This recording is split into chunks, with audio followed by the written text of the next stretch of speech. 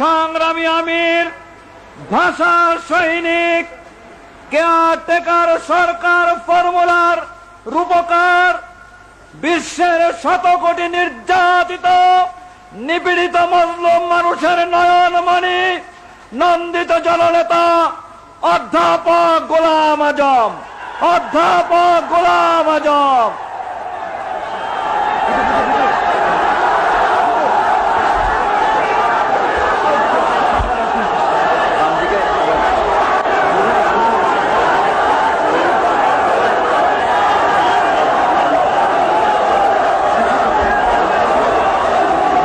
আলহামদুলিল্লাহ রাব্বিল আলামিন, আলহামদুলিল্লাহ রাব্বিল আলামিন, ওয়াসসালাতু ওয়াসসালামু আলা সাইয়্যিদিল মুরসালিন ওয়া আলা আলিহি ওয়া আসহাবিহি আজমাইন। এই শুকরিয়া দিবস উপলক্ষে আয়োজিত এই মহাসমাবেশের সভাপতি, ইসলামী আন্দোলনের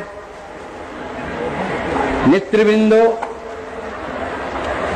আর আমার প্রিয় সংগ্রামী দেশবাসী, আসসালামু আলাইকুম ওয়া রাহমাতুল্লাহ।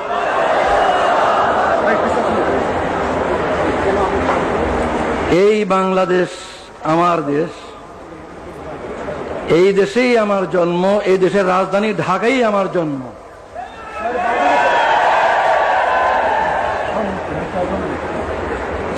জন্মগত নাগরিকত্ব আল্লাহর দান, কে কোথায় জন্ম নেবে এটা ফয়সালা তিনি করেন। এই জন্মসূত্রে নাগরিকত্ব কেড়ে নেওয়ার কোনো অধিকার নেই। তবু কেড়ে নেওয়া হয়েছিল। আজ আমার কোনো দুঃখ নাই, আমার কোনো দুঃখ নাই। আল্লাহ তাআলা সম্মানের সঙ্গে আমার দেশের সর্বোচ্চ আদালতের মাধ্যমে আমার নাগরিকত্ব ফিরিয়ে দিয়েছেন, আলহামদুলিল্লাহ। নাগরিকত্ব হচ্ছে সকল অধিকারের ভিত্তি। যদি নাগরিকত্বই স্বীকৃতি না হয় তাহলে আর কোনো অধিকারই স্বীকৃত হয় না। যেহেতু সরকার আমার নাগরিকত্ব স্বীকার করেনি এতদিন পর্যন্ত, এই কারণে রাজনৈতিক অধিকারও আমার ছিল না। সরকারের নিকট রাজনৈতিক অধিকার স্বীকৃত ছিল না, আর বাকি অধিকার তো প্রশ্নই ওঠে না। আলহামদুলিল্লাহ, আজ আমি আপনাদের মতোই একজন নাগরিক। এই দেশের 12 কোটি মানুষের মতোই আমি একজন জন্মসূত্রে নাগরিক।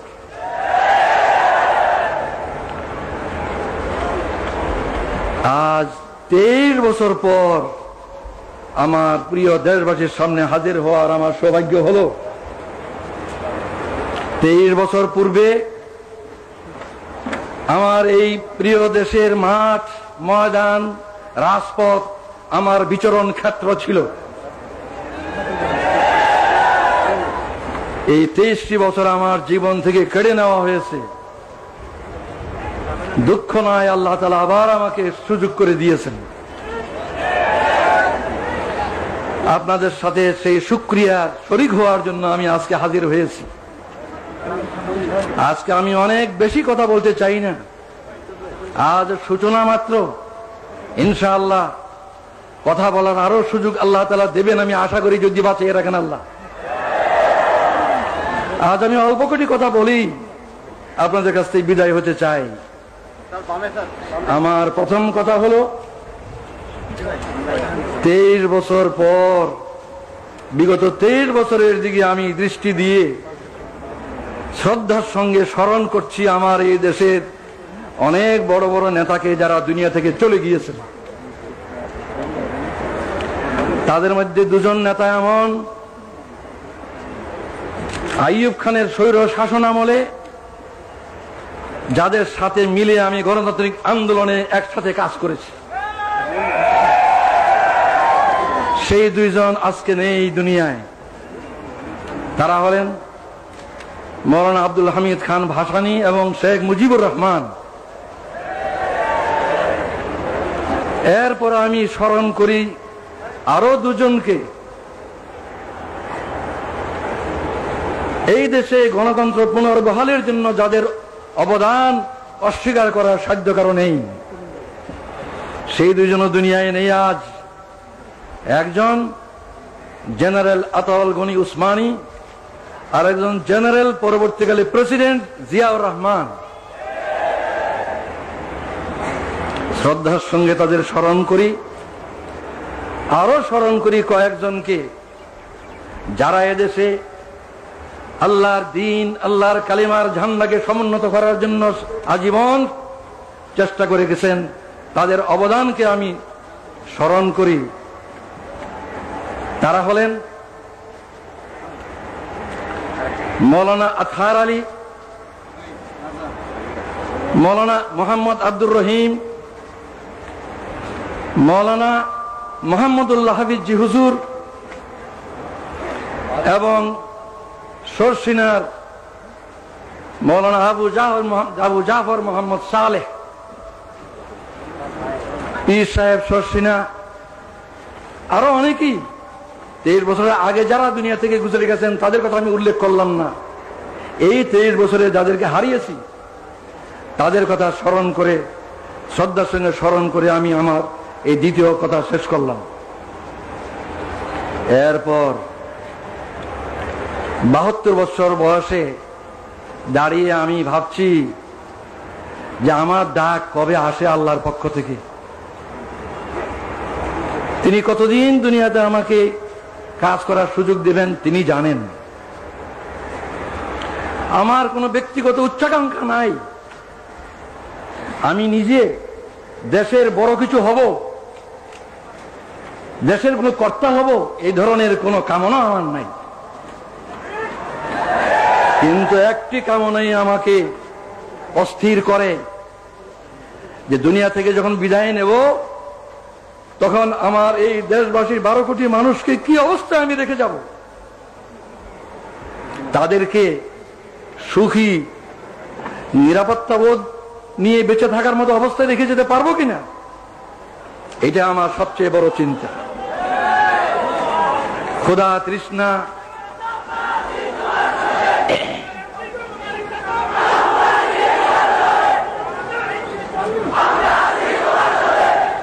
আমার এই সাধনা, এই চিন্তা কিভাবে এই দেশের স্বাধীনতা সার্বভৌমত্ব থেকে হেফাজত করা যাবে আর কিভাবে এই দেশের জনগণকে সুখী করা যাবে। ভাত, কাপড়, বাসস্থান, চিকিৎসা, শিক্ষা, স্বাস্থ্য, এগুলোর কারণে মানুষ কষ্ট পাবে না এমন অবস্থায় যদি রেখে যেতে না পারি, যাবার সময় যদি তাদেরকে সুখ শান্তিময় অবস্থায় দেখে যেতে না পারি, তাহলে এই জীবনের সার্থকতা কি? এটি আমার একমাত্র ধান্দা। এই কথাটা চিন্তা করা সহজ, কাজটি সবচেয়ে কঠিন। কিভাবে আমাদের এই দেশের লোক এই দুর্নাম থেকে মুক্তি পাবে যে এই দেশ নাকি গরিব এবং ভিক্ষুকের দেশ। সারা দুনিয়ায় এই বদনামের বোঝা আমরা বয়ে বেড়াচ্ছি। এই দেশের লোকের উন্নতি হোক, এই দেশের লোকের এই বদনাম ঘুচুক, এটি আমার সবচেয়ে বড় সাধনা, সবচেয়ে বড় কামনা। এই বিরাট কাজটি এমনি এমনি হবে না, কোন এক দলের পক্ষে সম্ভব হবে না, কোন দলীয় সরকার একলা পারবে না, অনেক সমস্যা। তাই আমি মনে করি যে এই বিরাট কাজটি করা তখনই সম্ভব হবে যদি আমরা রাজনৈতিক ভেদাভেদ, বিদ্বেষ, হিংসা, সন্ত্রাসী রাজনীতি এবং এজিটেশনাল পলিটিক্স, উত্তেজনাপূর্ণ রাজনীতি ইত্যাদি ক্ষান্ত করে সুস্থ রাজনীতি আমরা সবাই করতে রাজি হই। আমি মনে করি যে দেশ গড়ার চিন্তা ভাবনা যাদের আছে তারাই রাজনীতি করেন,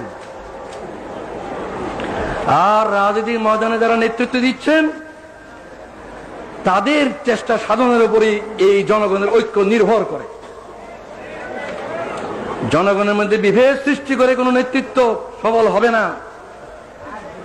জনগণের মধ্যে ঐক্য সৃষ্টি করেই সত্যিকার ভাবে দেশের কল্যাণ করা সম্ভব। এই ঐক্যের জন্য আসুন আমরা সকলে চেষ্টা করি। অতীতের বহু উত্থান পতন হয়েছে, রাজনীতির অঙ্গনে বহুত উত্থান পতন হয়েছে। আসুন আমরা ওইসব অতীতের দুঃখের কথাগুলি ভুলে যাই।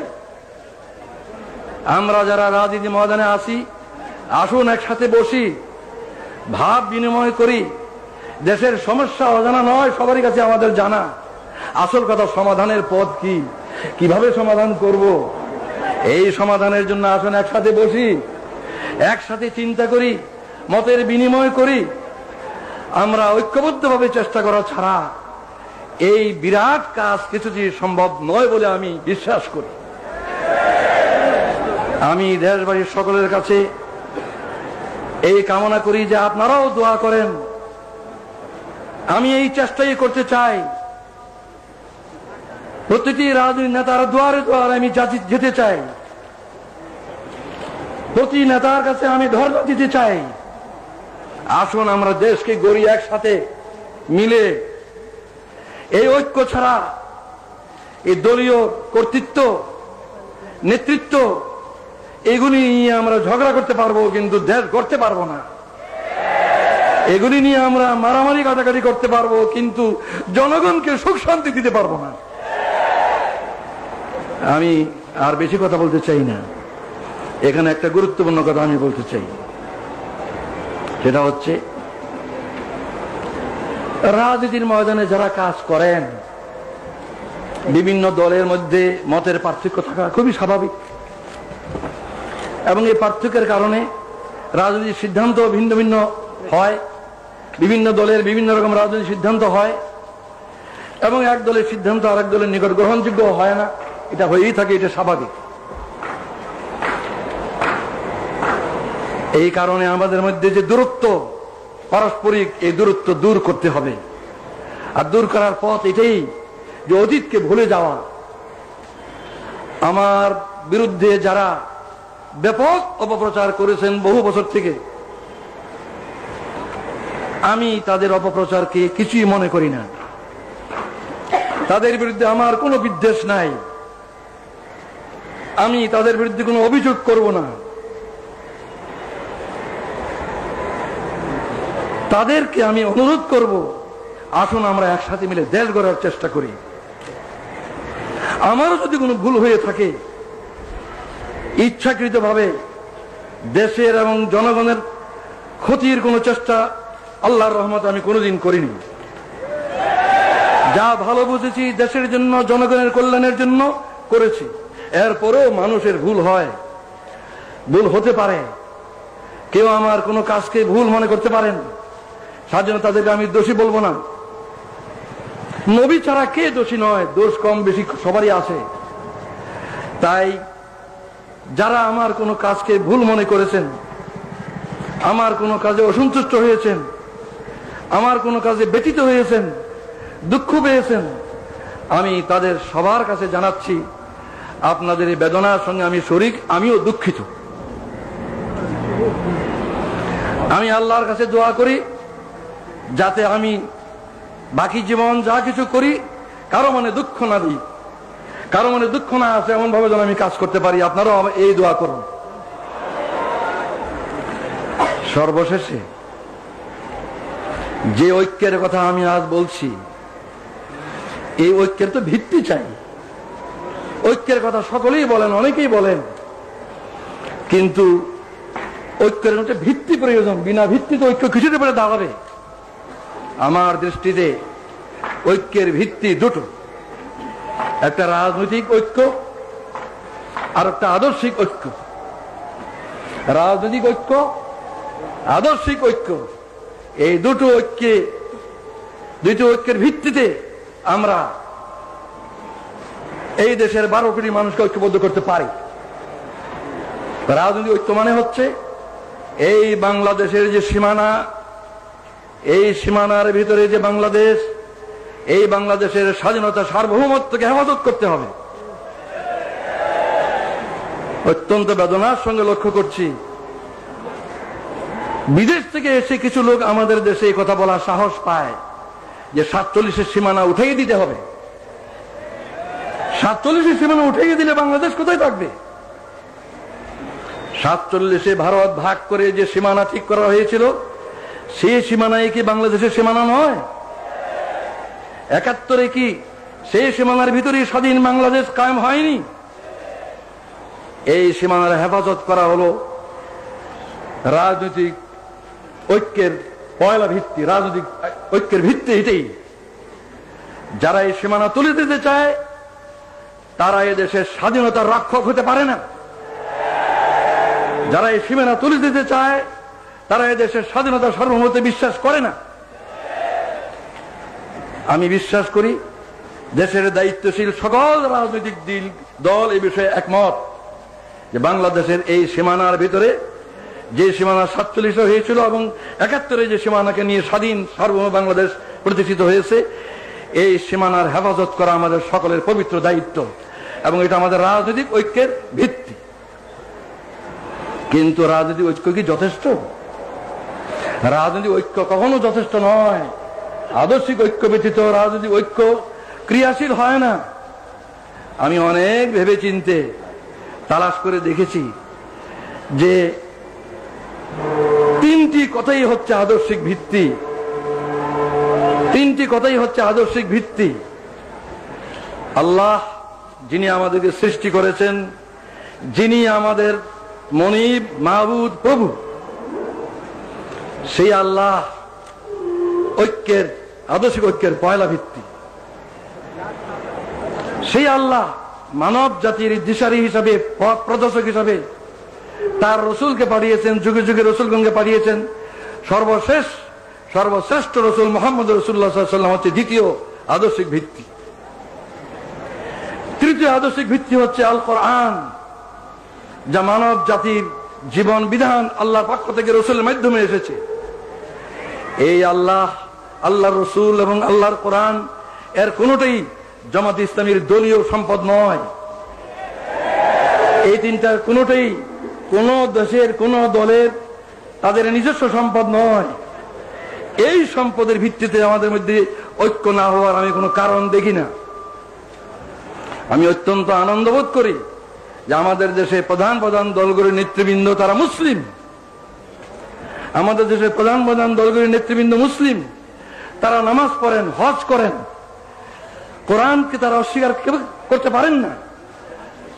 নামাজ, রোজা, হজ এগুলি কোরআনেই আছে, তারা এগুলি করেন। সুতরাং আমি কি করে মনে করবো তারা কোরআনকে পছন্দ করেন না? নিশ্চয়ই তারা কোরআনকে বিশ্বাস করেন। তাই আমি এই আকুল আবেদন জানাই,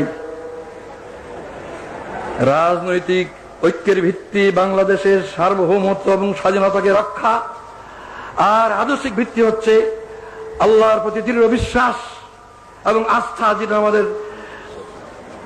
আমাদের বাংলাদেশের শাসনতন্ত্রে আছে। দ্বিতীয় মুহাম্মদুর রাসূলুল্লাহ সাল্লাল্লাহু আলাইহি ওয়াসাল্লামের নেতৃত্ব, তৃতীয় কোরআনের বিধান। এই ঐক্যের ভিত্তিকে যদি আমরা গ্রহণ করি, কাল থেকে আমরা দেশ গড়ার কাজ শুরু করতে পারি। আমি বিদায়ের আগে জনাব আব্বাস আলী খান সাহেব, যিনি এতদিন ভারপ্রাপ্ত আমির হিসাবে এই ভার বহন করেছেন, তিনি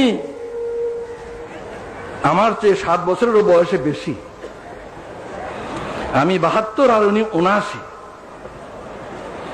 এই বয়সে উনি যে বিরাট দায়িত্ব পালন করেছেন, আমার কাঁধের বোঝা তার কাঁধে নিয়ে যে দায়িত্ব পালন করেছেন, সেজন্য এই সক্ষমতার জন্য আমি আল্লাহ শুকরিয়া জানাই। আমি তাকে মুরব্বী মনে করি বয়সের দিক দিয়ে।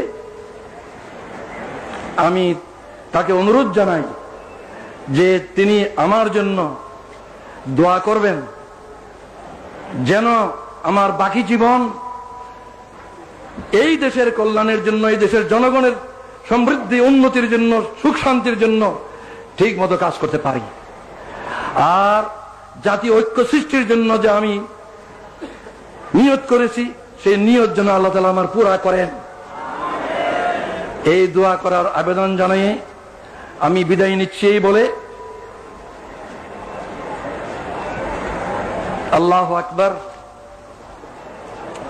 বাংলাদেশ জিন্দাবাদ, জামাতে ইসলামী জিন্দাবাদ। খোদা হাফিজ। আসসালামু আলাইকুম ওয়া রাহমাতুল্লাহ।